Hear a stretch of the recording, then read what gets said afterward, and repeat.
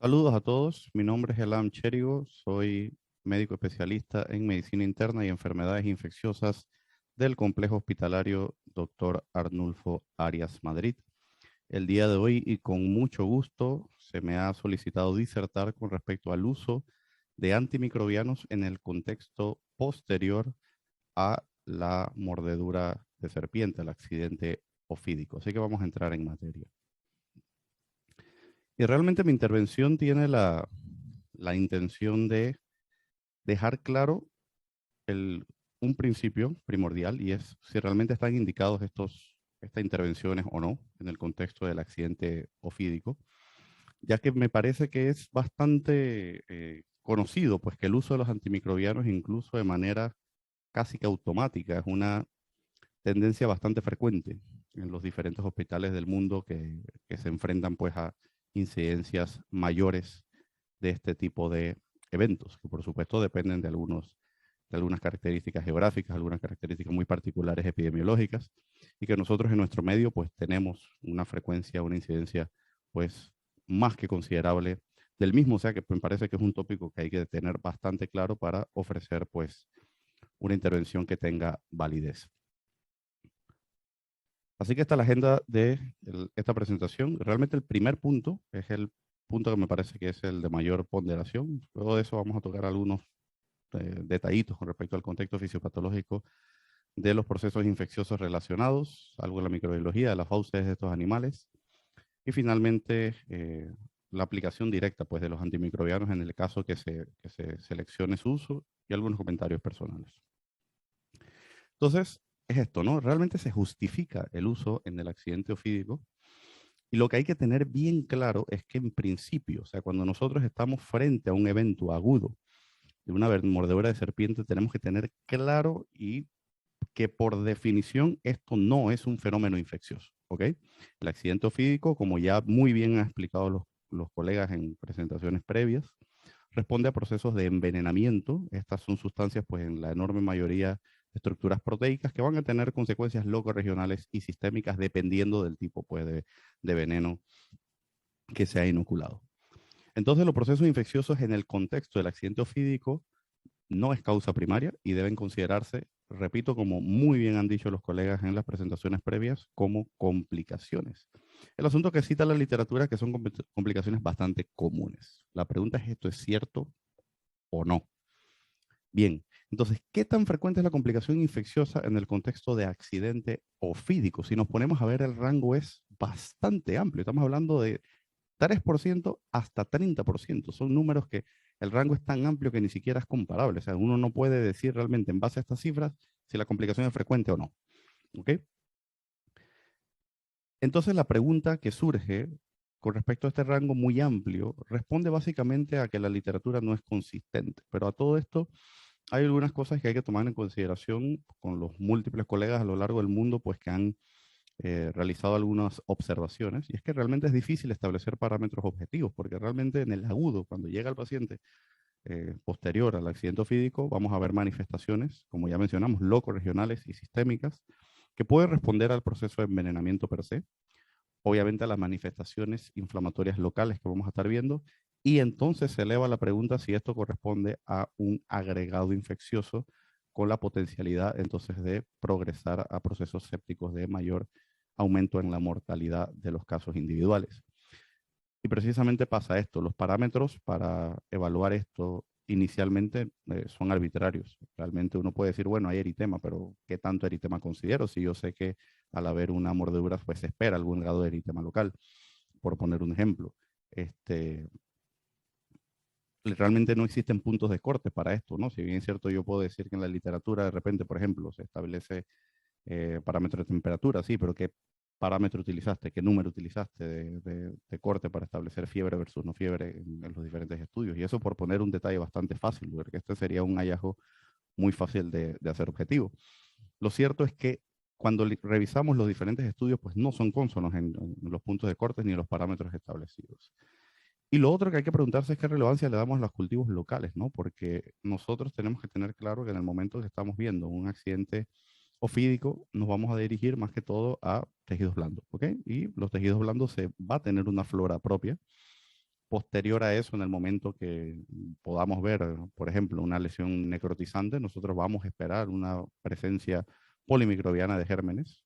Y esto no necesariamente va a correlacionar con el hecho de que progrese a un proceso infeccioso de tejidos blandos. Solamente responde precisamente a la presencia de microorganismos en el sitio que pueden estar siendo flora residente, flora transitoria o colonizantes. Y por supuesto que en algunos casos entonces infectantes verdaderos. Entonces no es para nada fácil establecer de manera objetiva eh, cómo considerar este tipo de datos, ¿no? Entonces vamos a empezar con esta publicación que es bastante viejita, 1993. Sin embargo, les soy honesto, a mí me da la impresión que por lo menos es la que tiene la estructura más objetiva. A ver, primero que todo, los colegas lo que hicieron fue definir infección de la siguiente manera. Ellos valoraban como infección tomando objetivamente 2 de 3 parámetros y ellos solamente tomaron estos 3 parámetros para considerar si se trataba entonces de una infección agregada de tejido blando. El inicio o aumento del dolor posterior a la mordedura de la serpiente, inicio o aumento del eritema, y si hubiese evidente purulencia en el sitio de la inoculación. Se excluyó fiebre precisamente porque el mismo veneno puede dar fiebre. Uno puede tener fiebre posterior a los eventos locorregionales de la ruptura de la barrera tegumentaria. Uno puede tener fiebre por los mismos sueros que se utilizan para el tratamiento del envenenamiento. O sea que fiebre no va a ser un marcador para nada específico en el contexto del accidente ofídico. Se excluye edema como tal, porque también es esperado, y los cultivos solamente se consideraron relevantes si era una flora distinta a la esperada de la piel de manera natural. Entonces, ¿qué encontraron los colegas? Primero que todo, la N no fue muy elevada, pero llama la atención que ellos dividieron dos grupos, los que recibieron antibióticos y los que no recibieron antibióticos de manera empírica. Y si nos ponemos a ver, hubo mayor número en los pacientes que no recibieron antibióticos para un caso solamente que cumple la definición de infección en base a lo que seleccionaron los colegas. Y en aquellos pacientes que recibieron antibióticos, hubo 2 casos, ¿ok? En otras palabras, digo, aquí viendo los porcentajes también no es prudente compararlo porque estamos hablando de porcentajes con respecto a absolutos de 9 contra 32. Lo cierto es que no da la impresión que el hecho que se hayan ofrecido antibióticos previos pudo haber prevenido la incidencia de estos procesos infecciosos en base, repito, a la definición que utilizaron los colegas. Lo cierto es que si nosotros utilizamos esta definición libre entonces de uso de antibióticos, estaríamos hablando de cerca de un 3% de incidencia de infecciones posteriores al accidente ofídico. Vamos ahora a literatura mucho más nueva. Esto es el 2020, publicado en el Journal Americano de Medicina Tropical e Higiene. Ellos también utilizaron una definición particular para hablar de proceso infeccioso añadido. Sin embargo, ellos sí consideraron fiebre, ¿no? Y ya partimos de que probablemente aquí estamos metiendo un poco de sesgo, porque fiebre ya documentamos y explicamos el motivo por el cual en este contexto es un marcador eh, sensible, pero muy poco específico. Y lo otro es que es más un signo local, por lo menos la presencia de un signo local en presencia de fiebre ya era definido como infección. Pero entonces estamos viendo que estos signos locales eran demasiado burdos. Edema, eritema, calor, los 3, lo cual se pueden esperar solamente por el hecho traumático de la mordedura.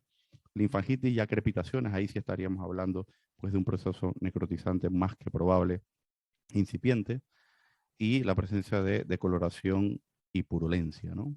Los cultivos solamente se tomaron de material purulento, lo cual es bastante prudente. No ganamos nada cultivando piel sana porque vamos a esperar la flora natural de la piel. Siempre que hubo una intervención quirúrgica, esto fue obviamente en los casos en los cuales se desarrolló necrosis franca, se tomaron cultivos y además se tomaron hemocultivos. Cabe destacar que el 85% de los pacientes recibieron antimicrobianos versus un 13% que de inicio no se consideraban en base a esta definición como infectados. Sin embargo, un 13% también recibieron antimicrobianos. ¿Y qué se vio entonces en esta serie? Que de los que se consideraron infectados en base a estos parámetros, que nuevamente, y soy insistente, quiero dejar bien señalar el hecho que son unos puntos pues bastante burdos, a pesar de ser hallazgos bastante esperados, solamente imaginándonos el contexto general de un accidente ofídico, la incidencia no fue tan alta. Estamos hablando de 20 casos de 170 contra 150 que no cumplieron esta definición por fácil que es de cumplirla. Y esto fue a pesar de que el 85% de estos pacientes recibieron antimicrobianos. Estaríamos hablando aquí cerca de un 12% de incidencia, a pesar de ser bastantes laxos con la definición de infección. Finalmente, esta publicación dada en el 2002 en Toxicon, ellos utilizaron fue una definición clínica. Esto tiene sus pros y sus contras. Pros es que hablaron de infecciones cuando ya son casos, digamos, un poco más caracterizados, ¿no? Yo pienso que es muy fácil decir que es un absceso, definir que es una celulitis y hablar, pues, cuando tenemos un tejido necrotizante, pues es algo que clínicamente podemos evaluar. El problema con esta definición es que también lo deja a la simple discreción del observador y del evaluador. Si a mí me da la gana llegar donde este paciente y decir que tiene una celulitis, ya lo marqué como caso. Entonces, eso es un sesgo, ¿no? Sin embargo, siendo, digamos, pensando bien y confiando en que los colegas pudieron tener una buena capacidad de evaluar clínicamente los eventos que tenían enfrente, ellos definieron 8 casos de absceso, 2 de celulitis y 2 de fascitis necrotizante. Recordemos que en el fenómeno botrópico el tener procesos necrotizantes puede ser totalmente dependiente de la mordedura del animal y no necesariamente por un proceso sobreinfectado. Todos los pacientes habían recibido antimicrobianos y esto obviamente nos lleva a un sesgo pues importante. Lo cierto es que a pesar de estos hallazgos, el número reportado de casos asciende solamente al 30.8%, que es, y recordamos, es el valor superior de lo reportado en base a la literatura. Y este 30% a pesar de haber utilizado antibióticos. Entonces, si bien es cierto, nos queda ahorita dos observaciones. Primero que todo, la incidencia va a variar mucho dependiendo de cómo nosotros definimos infección. Queda claro que no es para nada fácil establecerlo y mucho más en el agudo. Sin embargo, a pesar de que las definiciones se pueden hacer cada vez pues, más objetivas y más contundentes, digamos, da la impresión que la incidencia no es tan alta como se pensaba previamente. Y lo que da la impresión es que el haber utilizado antimicrobianos tampoco evita que haya progresión a estos eventos infecciosos en el caso de considerarlos de esta manera. Y esto es precisamente lo que publicaciones posteriores como esta logran dejar claro, ¿no? En este caso, este fue un estudio observacional, pero muy interesante, porque básicamente lo que los colegas hicieron fue no intervenir. Ellos sencillamente registraron el comportamiento de uso de antimicrobianos posteriores a accidentes ofídicos y nos percatamos que de 78 casos, 69 recibieron antimicrobianos y a mano izquierda estamos viendo los hallazgos clínicos a los cuales se les dio seguimiento y muy probablemente aquellos los cuales incitaron inicialmente el inicio de antimicrobianos. Y como nos ponemos a ver, hay algunos pues que hacen sentido, pues un cuadro muy doloroso con edema importante que tenga calor, pues probablemente lo vamos a considerar, pero llama la atención que hubo incluso pacientes que no tenían absolutamente nada y aún así se consideró pues para uso de antimicrobianos por la simple referencia del paciente de haber sido mordido por uno de estos animales, ¿verdad? El uso de antimicrobianos entonces varía bastante, pero dentro de todo predominaron el uso de penicilinas y aminopenicilinas y en algunos casos clindamicina. Si nos ponemos a analizar, básicamente lo que se estaba ocurriendo con mayor ponderación era flora tegumentaria y en algunos otros casos cloranfenicol, que en algún pasado fue fármaco de elección para salmonelosis. Sabemos que hoy por hoy no. Más adelante voy a explicar eso por qué tiene que ver acá. Así que en base a esta literatura y que eventualmente también fue corroborada con otras publicaciones como la que estamos viendo acá, que no voy a discutir, llegan a conclusiones bastante similares, y es que indistinto a que nosotros utilicemos antimicrobianos de la manera temprana e indistinto a los parámetros que nosotros de manera utilicemos para establecer un contexto de posible infección, da la impresión que no modifica la progresión o no de los hallazgos clínicos inicialmente observados y mucho menos si esto va a corresponder eventualmente a un proceso infeccioso o no. Entonces, volvemos a la pregunta, ¿se justifica el uso? da la impresión que la incidencia de infecciones es variable e inconsistente, pero tiende a que no es tan alta como aparentemente es reportado en alguna literatura. Una recomendación muy prudente sería dentro de nuestro medio, pues reunirnos, clasificar en base a nuestras observaciones cuáles son la frecuencia mayor de hallazgos clínicos asociados al accidente ofídico para tratar de hacer parámetros objetivos medibles y reproducibles. Porque ya nos dimos cuenta que en los estudios en los cuales se utilizaron parámetros medibles, más allá que si son sensibles o no, pero que se pudo medir y poder ser reproducible entre médico y médico y médico que vieran los diferentes casos, se reportaron cada vez incidencias menores. En otras palabras, tener parámetros bien claros, objetivos, medibles, reproducibles, disminuye el sesgo por lo menos de selección y entonces pues probablemente nos acerca una cifra mucho más acertada a la realidad. Nos queda claro también que no resulta prioritario con respecto a la sobrevida individual. ¿Esto qué significa? Que realmente el accidente ofídico se beneficia de su tratamiento, el tratamiento ya discutido por los colegas, ¿no? Y el uso extendido de antimicrobianos en este contexto no disminuye la incidencia infecciosa, eso ya nos quedó bastante claro. Por supuesto que nos va a aumentar costos, y también existe preocupación sobre selección de cepas resistentes a futuro, si bien es cierto, no hay literatura que en el contexto de accidente ofídico evalúe directamente esto. Entonces, ¿cuál sería mi conclusión en base a la literatura que se tiene con respecto a uso de antimicrobianos, progresión de infecciones en el contexto de accidente ofídico? Es que es una complicación a considerar, porque no es que no exista, no se debe desmeritar, no se debe pensar que es algo que no pasa. Sin embargo, en este contexto, accidente ofídico no es el pilar fundamental, sino el tratamiento per se antiveneno del accidente ofídico per se. Entonces, en grande, mayúscula cerrada y negrita, no se justifica el uso profiláctico de antimicrobianos en el contexto de accidente ofídico, y en caso de que se presente eventualmente una complicación infecciosa, pues tratar acorde en una mentalidad de selección de caso por caso, ¿no? Entonces, el escenario fisiopatológico que nos viene a la mente es este, ¿no? Realmente es la yuxtaposición de dos fenómenos. Uno es el totalmente relacionado a las infecciones de tejidos blandos, ¿verdad? En las cuales nosotros nos viene a la mente cuadros clínicos bien caracterizados como son la celulitis, erisipelas y procesos abscedados. Nosotros sabemos que la piel pues es el órgano pues más grande que nosotros tenemos en nuestro organismo, y en el caso que hay una ruptura de esta barrera fisiológica, puede haber entonces inoculación de diferentes grupos de bacterias. Recordemos que en nuestra piel nosotros vamos a tener una flora residente que suele ser rica en Staphylococcus epidermidis. También vamos a tener difteroides, especies de Corynebacterium, vamos a tener Cutibacterium, ¿verdad? Y vamos a tener una flora que es transitoria, en los cuales vamos a poder tener especies potencialmente patógenas de Streptococcus pyogenes y Estafilococo dorado, ambas los cuales están implicados en los procesos infecciosos aquí mencionados.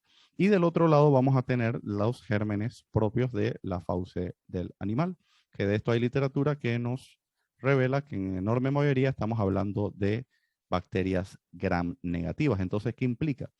Así como nosotros tenemos una flora residente que pocas veces es infecciosa, pero al haber ruptura de la barrera de la piel podría ser, además que tenemos la flora transitoria potencialmente patógena, ahora podríamos estar añadiendo sobreinfección por gram negativos. ¿Y esto dónde se une? Más que todo cuando encontramos infecciones necrotizantes del tejido conectivo. Y ojo, recordemos que los Streptococcus pyogenes, ellos solitos son capaces de hacer infecciones necrotizantes del tejido blando, y ya discutimos que en el contexto, por ejemplo, del envenenamiento bootrópico, pues el veneno mismo tiene la capacidad de llevarnos a un proceso necrotizante, que por supuesto además se puede sobreinfectar por este grupo de bacterias y empeorar entonces el evento.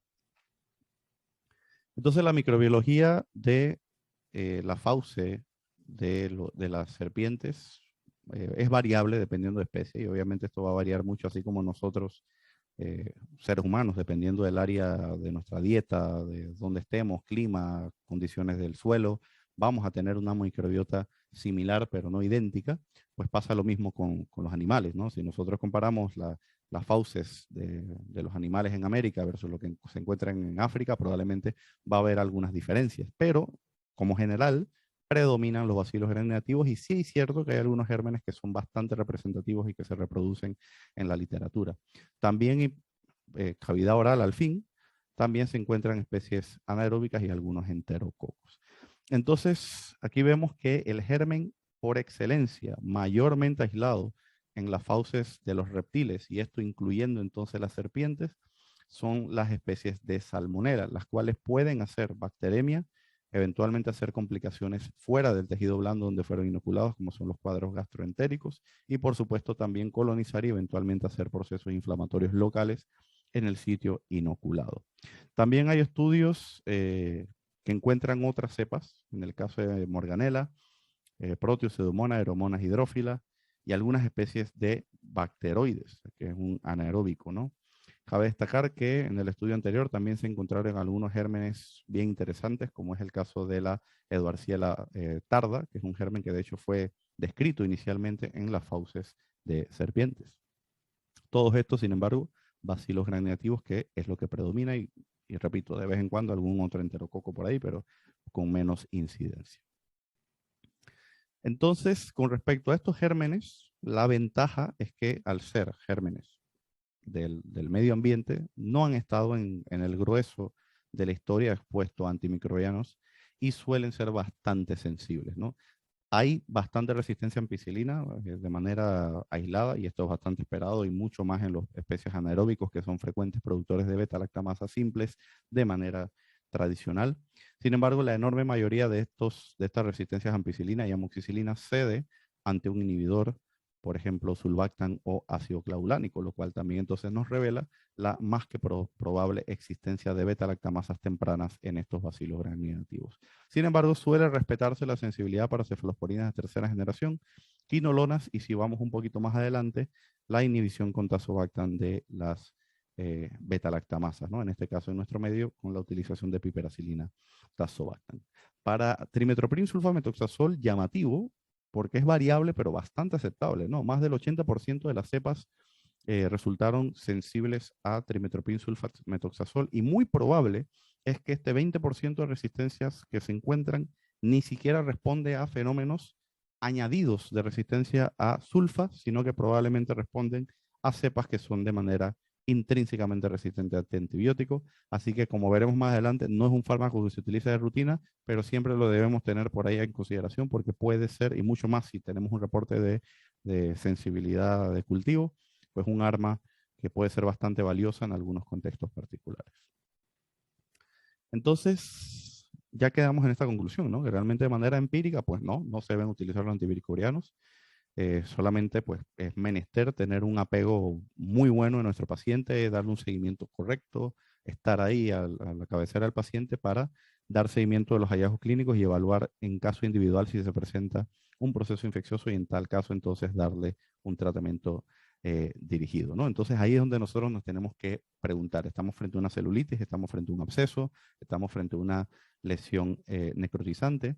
Y esto es importante porque dependiendo de lo que estemos hablando vamos a tener algunas conductas que se parecen, pero otras no tanto. Y recordemos que nos estamos dirigiendo bastante a las infecciones de tejido blando porque son las enormemente más reportadas en estos contextos. Sin embargo, se han visto infecciones a distancia, y se cree que obviamente el mecanismo es bacteremia y siembra a distancia de estos bacilos gram negativos y los gram positivos de la piel, con el caso de neumonías posteriores al accidente ofídico, que no son tan frecuentes, pero pueden ocurrir y responden a este mecanismo, ¿no? A siembra hematógena desde el sitio de inoculación. Entonces, reitero lo anterior, hay que establecer en nuestro medio, ¿verdad? Objetivos bien, parámetros bien objetivos. A mí me parece que los que utilizaron los colegas en el primer artículo fueron bastante sencillos, pero buenos y reproducibles. O sea, fue una intervención bastante inteligente la que hicieron los colegas realmente. Y tener bien claro que fiebre pues no es un marcador que nos va a interesar mucho, por lo menos en el inicio. A todo esto, si yo tengo un paciente que me llegó a febril y a las 48 72 horas empieza a presentar fiebre y fuera de una relación probable con el suero o algún caso pues muy evidente, alguna causa muy evidente, pirógena, pues entonces ahí sí tiene ponderación, pero de inicio pues probablemente va a tener una especificidad muy baja. Entonces, por ejemplo, si nosotros tenemos un cuadro en el cual predomina el dolor, nosotros nos tenemos que preguntar, sí, puede ser por un proceso infeccioso, pero ojo con un síndrome compartimental propio del accidente ofídico per se. Si nosotros estamos viendo que predominan los hallazgos inflamatorios, estamos frente a una celulitis y en tal caso, pues tratar acorde. Y entonces, si nosotros tenemos aparición o progresión de sintomatología tóxico-sistémica, pues pensar siempre en la posibilidad bacterémica, que no es tan frecuente, pero está reportada, y eventualmente el progreso a sepsis.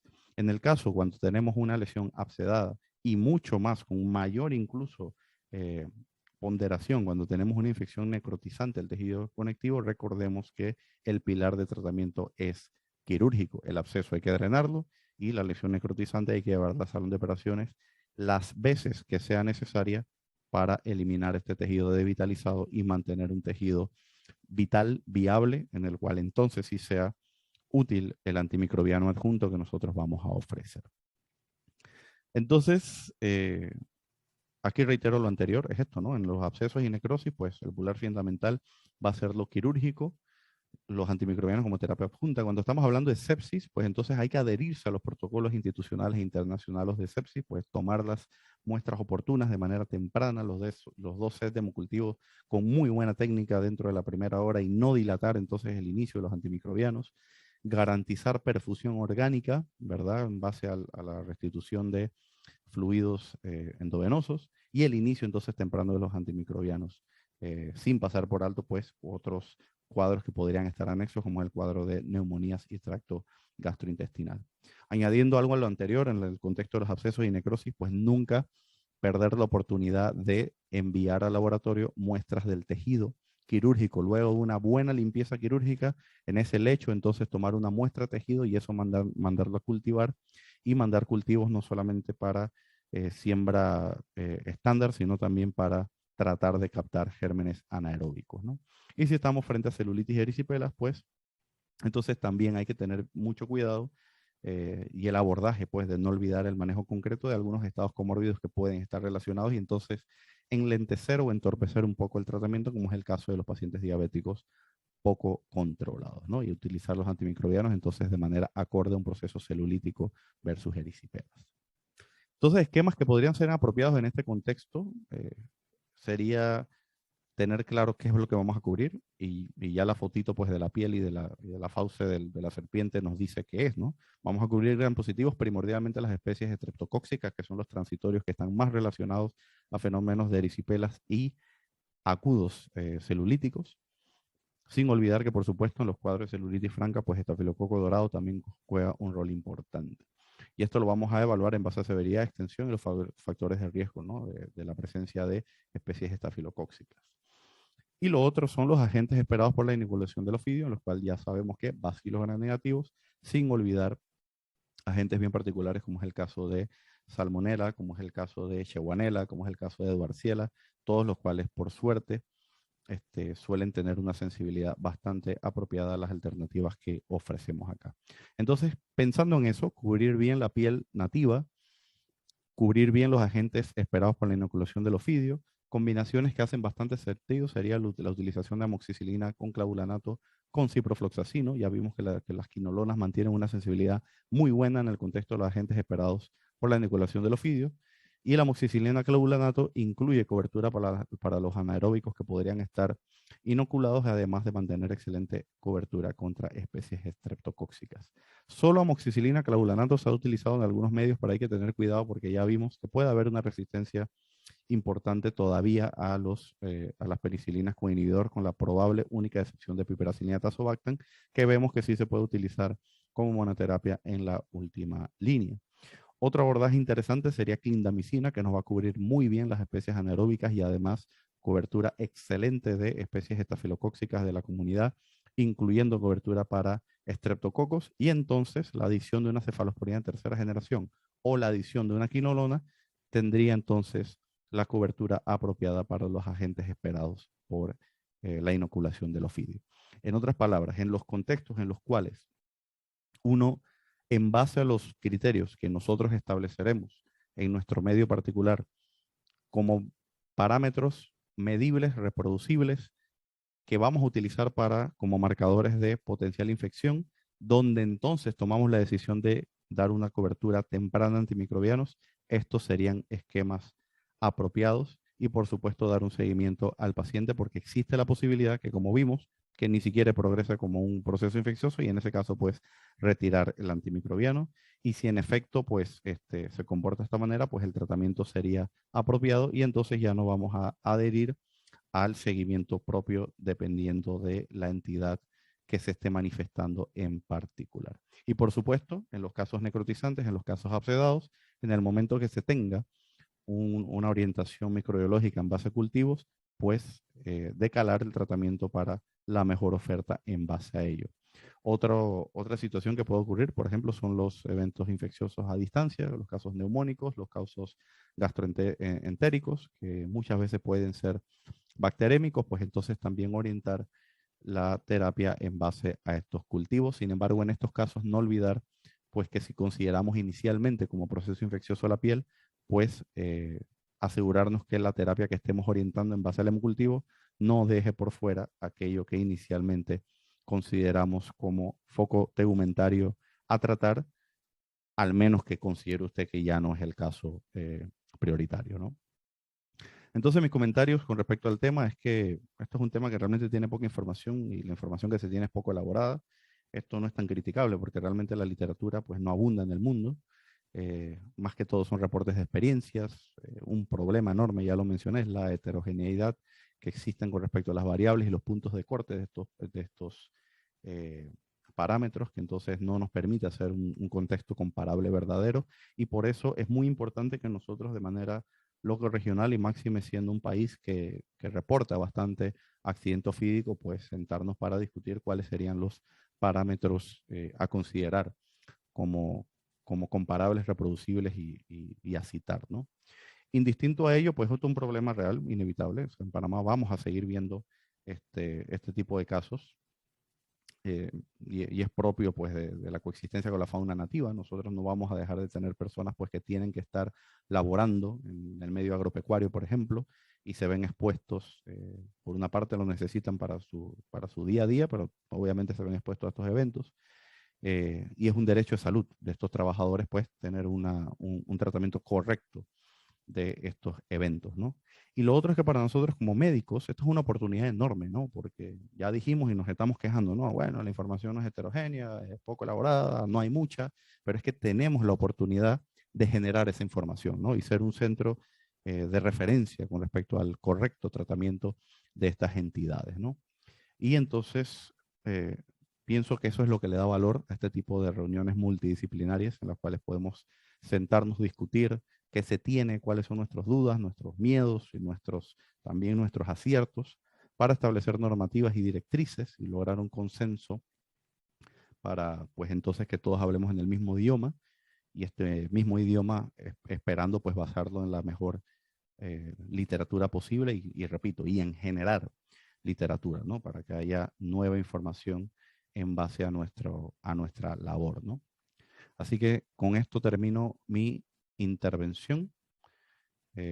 Por supuesto que a posterior de estas charlas, pues seguiremos conversando para establecer los protocolos de una manera pues consensuada y de mejor manera.